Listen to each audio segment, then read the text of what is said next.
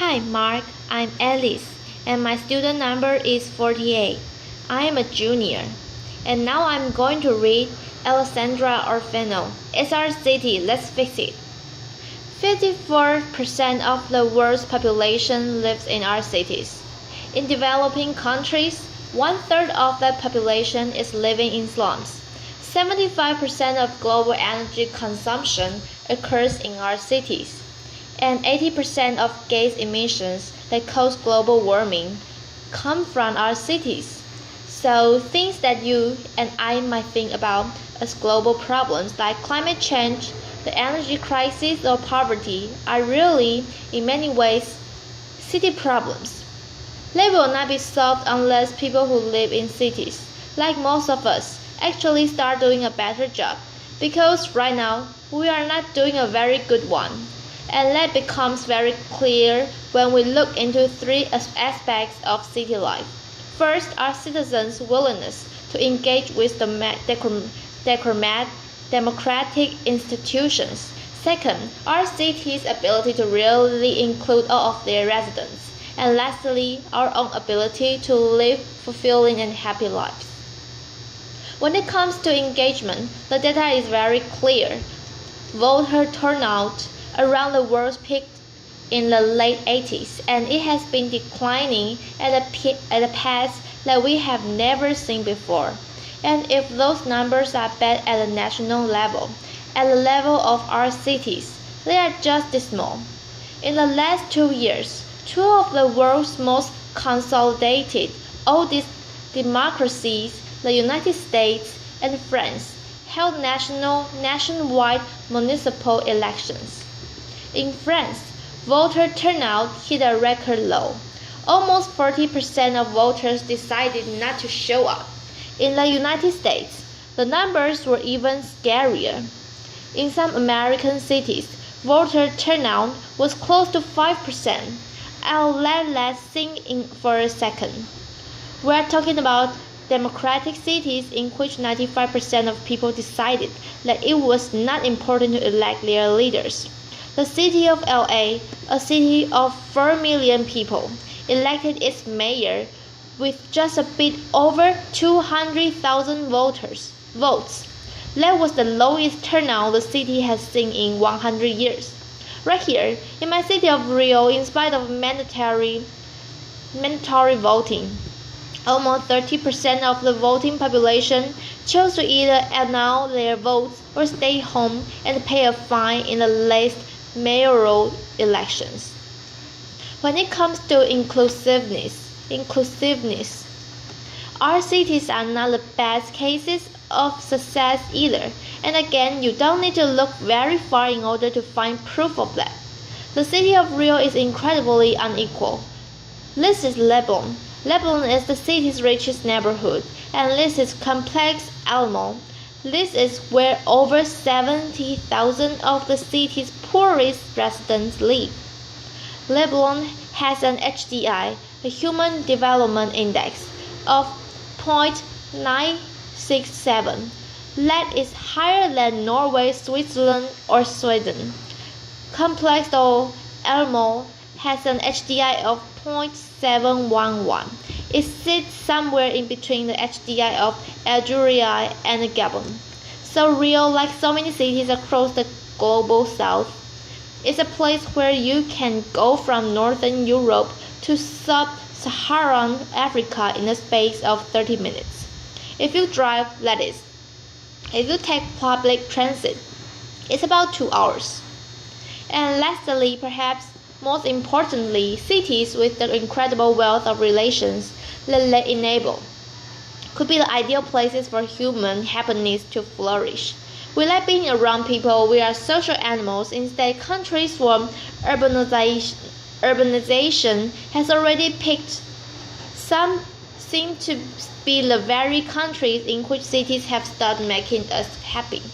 The United States population has suffered from a general decrease in happiness for the past 3 decades. And the main reason is that the American way of building cities has caused good quality public spaces to virtually disappear in many American cities. And as a result, they have seen a decline of relations, of the things that make us happy. Many studies show an increase in solitude and a decrease in solidarity, honesty, and social and civic participation. So how do we start building cities that make us care? Cities that value their most important asset, the incredible diversity of the people who live in them. Cities that make us happy? Well, I believe that if we want to change what our cities look like, then we really have to change the decision-making processes that have given us the result that we have right now. We need a participation revolution, and we need it fast. The idea of voting as our only exercise in citizenship does not make sense anymore. People are tired of only being treated as empowered individuals every few years when it's time to delegate that power to someone else. If the protests that swept Brazil in June 2013 have told us anything, it's that every time we try to exercise our power outside of an electoral context, we are beaten up, humiliated, or arrested. And this needs to change, because when it does, not only will people re-engage with the structures of representation, but also complement these structures with direct, effective, and collective decision-making. Decision-making of the kind that attacks inequality by its very inclusive nature. Decision-making of the kind that can change our cities into better places for us to live. But there is a catch. Obviously, enabling widespread participation and redistributing power can be a logistical nightmare, and there's where technology can only an incredibly helpful role, by making it easier for people to organize, communicate, and make decisions without having to be in the same room at the same time. Unfortunately for us, when it comes to fostering democratic processes, our city governments have not used technology to its full potential. So far, most city governments have been effective at using tech to turn citizens into human censors who serve authorities with data on the city. Potholes, fallen trees, or broken lamps. They have also, to a lesser extent, invited people to participate in improving the outcome of decisions that were already made for them. Just like my mom, when I was 8 and she told me that I had a choice. I had to be in bed by 8 p.m., but I could choose my pink pajamas or my blue pajamas. That's not participation. And in fact, governments have not been very good at using technology to enable participation on what matters. The way we allocate our budget, the way we occupy our land, and the way we manage our natural resources. Those are the kinds of decisions that can actually impact global problems that manifest themselves in our cities. The good news is, and I do have good news to share with you, we don't need to wait for governments to do this. I have reason to believe that it's possible for citizens to build their own structures of participation.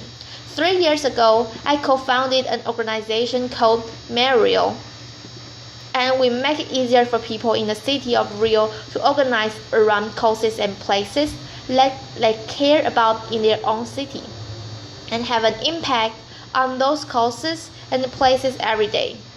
In these past 3 years, Rio grew to a network of 160,000 citizens of Rio. About 40% of those members are young people aged 20 to 29.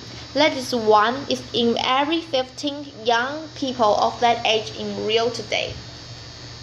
Amongst our members is their adorable little girl, Bia, to your right, and Bia was just 11 years old when she started a campaign using one of our tools to save her model public school from demolition.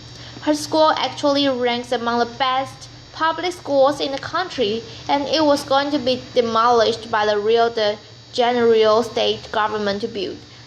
I kid you not, a parking lot for the World Cup right before the event happened.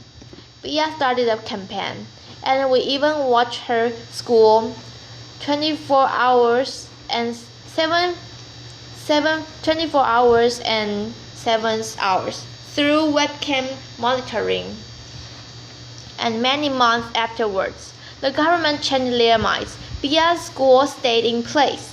There's also Jovita. She's an amazing woman whose daughter went missing about 10 years ago, and since then, she has been looking for her daughter. In that process, she found out that first, she was not alone. In the last year alone, 2013, 6,000 people disappeared in the state of Rio.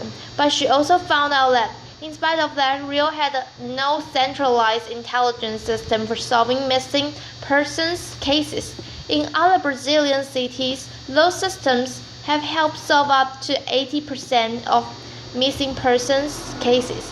She started a campaign, and after the Secretary